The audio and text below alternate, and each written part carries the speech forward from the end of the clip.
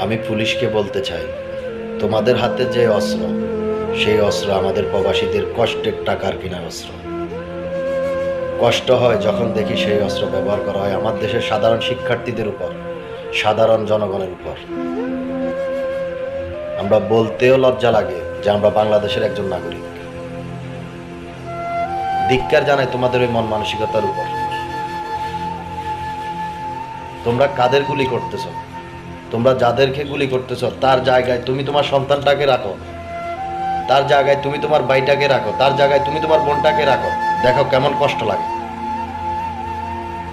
কিভাবে বলো তোমরা পুলিশ? কিভাবে বলো তোমরা পুলিশ?